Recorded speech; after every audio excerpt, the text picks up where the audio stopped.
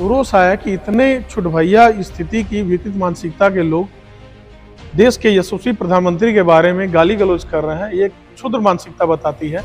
प्रधानमंत्री सभी के होते हैं और माननीय प्रधानमंत्री ने देश के विकास के लिए बहुत कार्य किया। कोडरमा में राजद के बढ़ते जनाधार को देखते हुए इसीलिए उस पर ईडी की कार्रवाई की। कौन राजद, कैसा राजद? राजद है कांग्रेस विधायक अंबा प्रसाद के आवास पे हो रही थी।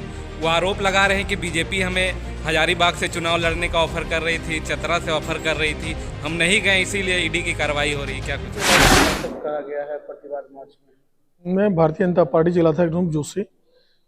रात में कल मुझे वीडियो मिला तो मुझे देख करके बहुत रोष आया कि इतने छुटभैया स्थिति की विकृत मानसिकता के लोग देश के यशस्वी प्रधानमंत्री के बारे में गाली गलौज कर रहे हैं। ये एक क्षुद्र मानसिकता बताती है। प्रधानमंत्री सभी के होते हैं और माननीय प्रधानमंत्री ने देश के विकास के लिए बहुत कार्य किया। रोड का हो, रेल का हो, राष्ट्र में आत्मनिर्भर बनाना, बॉर्डर तक रोड बनवाना हो, सामरिक स्थिति से भारत को मजबूत करना हो, विदेश नीति मजबूत करना हो, चारों तरफ भारत का विकास हुआ। आज भारत विकसित देशों की श्रेणी में जाके खड़ा हो गया।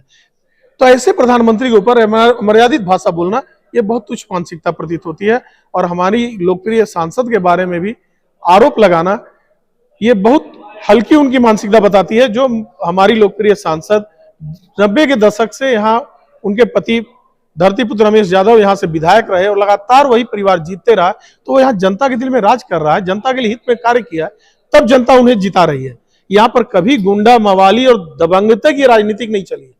लोग दबंगई आगे दिखाने का भी प्रयास किए तो यहाँ की जनता उनको बर्दाश्त नहीं की। उन्हें यहाँ से कभी मुखिया बनने का मौका लोगों ने नहीं दिया। अब पिछले कई दशक से देख लीजिए, ऐसे कुछ क्रिमिनल माइंड के लोग नेता बनना चाहे तो उनको जनता बर्दाश्त नहीं।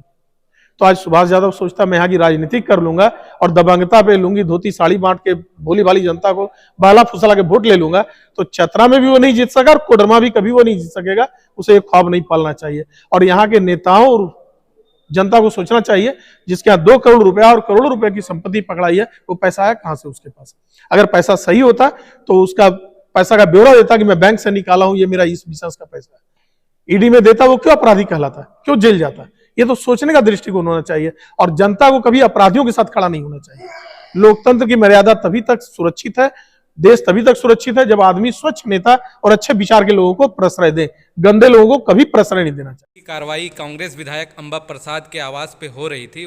वो आरोप लगा रहे हैं कि बीजेपी हमें हजारीबाग से चुनाव लड़ने का ऑफर कर रही थी, चतरा से ऑफर कर रही थी, हम नहीं गए, इसीलिए ईडी की कार्रवाई हो रही है। क्या कुछ कहेंगे इस पर? सर जी, ईडी का अपना कार्यकलाप है। जहां गलत धंधा होगा, गलत पैसा होगा, वहां ईडी अपना कार्य करेगी।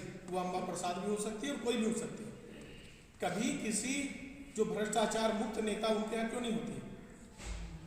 आप भ्रष्टाचारी करोगे, आप पैसा कमाओगे, जनता का दोहन करोगे, सरकारी पैसा गबन करोगे तो जेल आप जाओगे, आपके साथ होगी। अभी सुभाष यादव के पास अगर 1 नंबर पैसा था तो 2 करोड़ रुपया दिखाता कि बैंक से निकाला, मेरा इस धंधे का पैसा है। आपका गलत पैसा तब ना आप नहीं दिखा पाते हो, बता पाते हो। अपनी बात कहने का अधिकार किसी को होता है और दूसरे की अपनी बात सुनने का अधिकार होता है। पिछले 2 दिनों से जो कोडरमा में राजनीतिक दिशा बनाया जा रहा है, उसकी हम घोर निंदा करते हैं भारतीय जनता पार्टी के लोग। पिछले 10 सालों में हिंदुस्तान ने न केवल आर्थिक मामलों में तरक्की किया है, बल्कि हर क्षेत्र में विकास का नया अध्याय मोदी जी 10 वर्षों में जोड़ते गए। देश के विकास के साथ साथ विदेशों में जो अपनी शक्ति बढ़ाए और दुनिया में भारत का जो प्रचंड है उसे वो अपना रहे हैं विपक्ष के लोग, तो हम इसकी निंदा करते हैं। हर के लोग राजनीति में सिक्का जमाना चाहते हैं, धन दौलत और ताकत के बल पर। कोडरमा ने इसको न स्वीकार किया है, न भविष्य में कोडरमा स्वीकार करेगा। और हमको गर्व है कि हमारे जो उम्मीदवार हैं उसके कैरेक्टर के अंदर, उसके कार्य क्षमता को लेकर, उसकी ईमानदारी को लेकर कोई चैलेंज नहीं कर सकता। हम पूरी विश्वास के साथ करते हैं कि आने वाला जो चुनाव होगा अप्रैल में, 16-17 अप्रैल में, हम पिछली जितने वोट से जीते थे उस वोट से भी ज़्यादा वोट से जीतेंगे।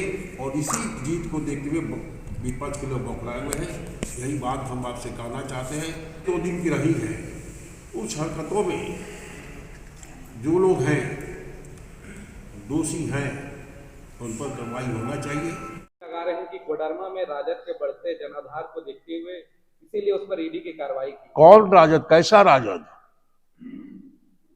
राजद है कहाँ?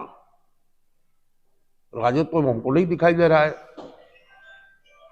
मैं कोडरमा भी नहीं है, झारखंड में राजद कहीं नहीं है। आरोप लगा रही थी। आरोप लगाने वाले को लगाने दीजिए ना। आरोप लगाया गया कि राष्ट्रीय जनता दल का ही सीट था, तो राष्ट्रीय जनता दल पिछले विधानसभा चुनाव में क्यों हार गई? हम तो जीते, भारतीय जनता पार्टी जीती। कहाँ जनाधार उनका है? जनाधार किसी का नहीं रहता हमेशा। जनाधार कार्यों से होता है। जनता कार्यों का मूल्यांकन करती है, उस आधार पर होता है।